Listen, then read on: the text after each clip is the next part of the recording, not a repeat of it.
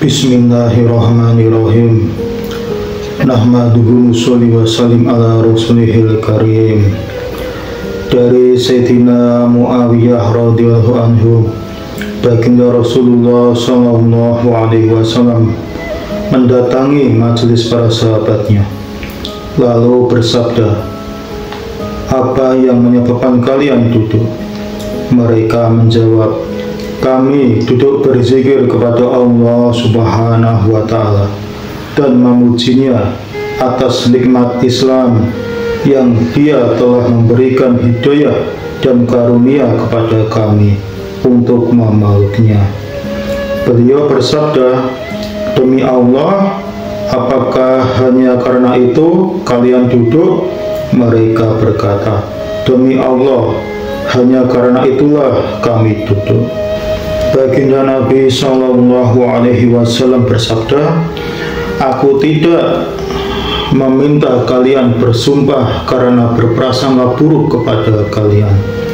Namun Jibril alaihi wasallam datang kepadaku dan memberitahu bahwa Allah Subhanahu wa Ta'ala membanggakan kalian kepada para malaikat."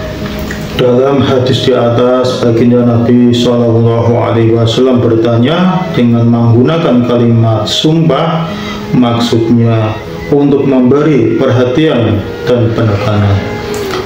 Mungkin ada amalan lain yang istimewa selain zikirullah yang menyebabkan Allah Subhanahu wa Ta'ala membanggakan mereka.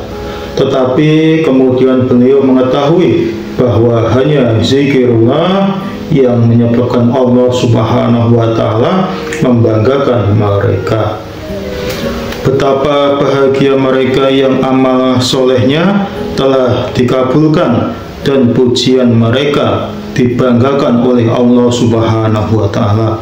Allah Subhanahu wa Ta'ala sendiri yang langsung menyampaikan kabar gembira itu melalui lidah baginda Nabi Shallallahu Alaihi Wasallam, sehingga di dunia pun telah dapat diketahui. Bagaimana tidak, amalan mereka memang layak mendapatkan penghargaan seperti ini. Mula Ali Khori rahmatullah alaihi mengatakan bahwa yang dimaksud bangga di sini adalah pernyataan Allah Subhanahu wa Ta'ala kepada para malaikat. Lihatlah, meskipun manusia memiliki nafsu dan setan selalu menggodanya, juga syahwat yang selalu mengiringi mereka, dan keperluan duniawi yang selalu menyibukkan mereka, mereka tetap sibuk berzikir kepada Allah Subhanahu wa Ta'ala. Walaupun banyak rintangan, mereka tetap berzikir. Kalian juga bertasbih dan berzikir, namun tidak ada satupun penghalang bagi kalian. Jika dibandingkan dengan zikir mereka, maka tasbih dan zikir kalian tidak berarti apa-apa.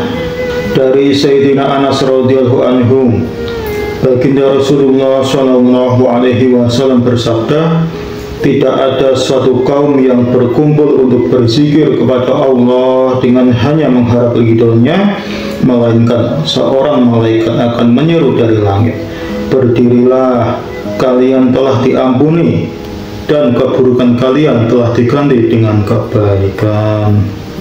Dalam riwayat yang lain dari Sayyidina Abdullah bin Mughafal radhiyallahu anhum terdapat tambahan, "Tidak ada suatu kaum yang berkumpul di suatu majelis lalu meninggalkannya tanpa zikirullah, kecuali majelis itu akan menjadi penyesalan bagi mereka pada hari kiamat." Ketidakberkahan dan kesia-siaan suatu kumpulan atau majelis pasti akan membawa penyesalan, dan tidak mustahil majelis itu akan dapat mendatangkan bencana. Disebutkan dalam sebuah hadis bahwa majelis yang tidak ada zikirullah atau sholawat kepada baginda Nabi Shallallahu Alaihi Wasallam di dalamnya, maka ahli majelis itu seperti bangkit dari tempat bangkai keledai.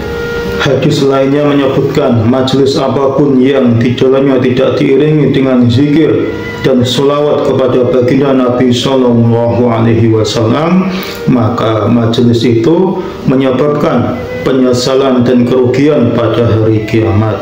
Selanjutnya bergantung pada kasih sayang Allah Subhanahu wa Ta'ala, apakah mereka akan diampuni, disiksa, atau dituntut. Hadis yang lain menyebutkan tunaikanlah hak-hak majelis, yaitu memperbanyak zikir kepada Allah Subhanahu wa Ta'ala, menunjukkan jalan kepada orang yang tidak tahu, dan jika ada sesuatu yang tidak boleh dilihat, tutuplah mata atau tundukkanlah pandangan, jangan melihat ke arah itu.